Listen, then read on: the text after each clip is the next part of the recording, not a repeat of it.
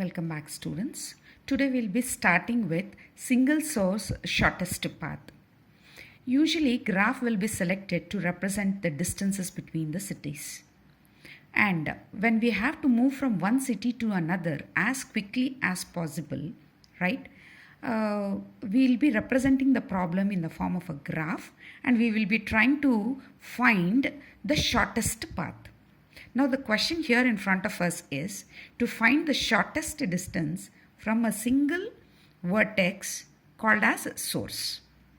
So from one single source, I have to find the shortest distance to all other vertices. Let me represent the graph, define the graph g of v comma e, right? Then to find the single source shortest path, that is from one vertex to all the remaining, before I can explain that, let me just take one small simple example here. See, I have taken one graph with the 3 vertices only. Now, if the edge between 1 and 2 is 2 and the edge between 2 and 3 is 4, to move from 1 to 2, that is if I consider 1 as the source, it is 2. And from 1 to 3, I don't have a direct edge. So I'll be representing it as infinity. But to move from 1 to 2, it is 2.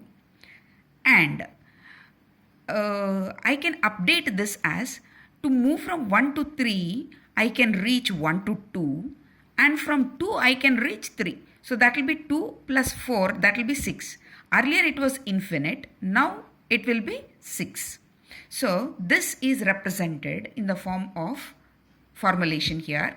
If d of u, that is this vertex, right, plus c of u comma v, this edge, right, is less than d of v, that is the to reach this particular vertex, initially it was infinity. If it is less than infinite, then I can consider this path 2 plus 4 and update it by cancelling this infinity with 6. That is, if d of u plus the edge between u and v is less than d of v, that is infinite, then I'll be taking d of v as d of u, that is this one, plus cost of the edge between 2 and 3, that is 4. So 2 plus 4, that is 6. So initially it was infinite, now I'll be taking it as 6. This was just an example, right? Next. Let me ponder some points to you. We were discussing about the Dijkstra's algorithm, right, which is also called as single source shortest path. Whenever we are trying to solve the problem, we should take a weighted graph because I need to find the shortest path. Next, this graph can be directed or undirected. There is no restriction here. Next, if at all I am trying to take negative edges, actually it is not taken care by the Dijkstra's algorithm. But still, sometimes for some graphs it may work right and sometimes it may fail. It depends on the graph that you are choosing. And since I am finding the shortest path from one vertex to all the other vertices, since it's minimization problem, we can consider it as an optimization problem. Once I'm saying it is optimization problem, I'll be applying the greedy technique since I'll be solving this problem in stages. That is one step at a time and I'll be following a particular pattern or a procedure in order to obtain a solution. And one more point to ponder is, if at all I have taken an undirected graph, it can be quickly converted to a directed graph by adding the parallel edges. That is this way. Next, let me take the example and solve it for you. Let me take this graph, right? So let me consider the vertices as A, B, C, D and E, and let me consider A as the source vertex. So from this particular source to all the other vertices, I should find the shortest path possible. So initially what we can do, so from A to B, it will be 3. To move to B, it will be 3. And from A to D, it will be 7. And the rest, that is A to C, no direct edge. So I can consider it as infinite. And A to E also, I can consider it as infinite. Next, this is represented in this way. Distances toward the other. A to B is 3, A to C is infinite, A to D is 7, and A to E is infinite. Now, of all these values, of all these paths, which is the shortest path? So to move from A to B is the shortest path. So I have selected this.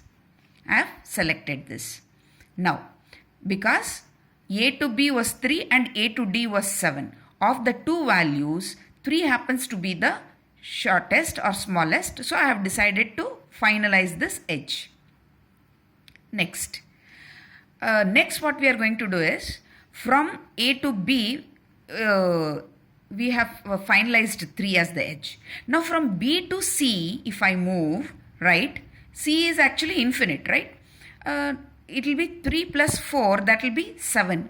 So I can cancel out that infinite and I can take it as 7. And from A to B, B to D will be 5. 3 plus 2, it will be 5. So to reach from A to D, it is costing me 5. And to reach from A to C, it is 7.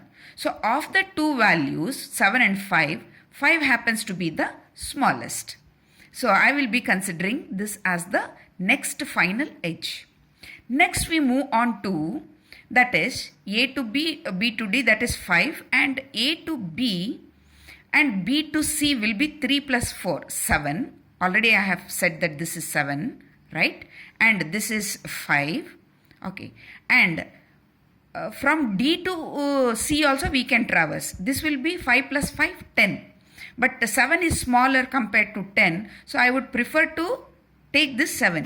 But there is one more edge here, that is A to B, B to D, that is 5, plus D to E, that is 5 plus 4, it will be 9. Of the two, 7 and 9, I will be choosing 7. That is, I will be choosing A to C, that is 7. Next we move on to, so I have finalized this edge. Now, from A to C it is 7, A to D it is 5. Next, from C to E, it will be 7 plus 6. It is 13. And from A to B, B to D, that is 5. 5 plus 4 will be 9. So, 9, 11, 9 is preferable. So, I have taken A to E as 7. This path is selected instead of this path. Because this path is going to cost me 11. That is 3 plus 4 plus 6, that will be 11. But this path, that is 3 plus 2, 5. 5 plus 4, 9. So, I will be selecting this path, that is 9. And finally, the solution is represented in this fashion. From A to B, when I had to select, the path that was selected is A to B and path length is 3. And from A to D, I had selected A to B, B to D, and the path length was 5. And from A to C, the path was A to B and B to C, and the path length is 7. And to reach E, that is A to E, it is A to B, B to D and D to E with path length as 9. Thank you.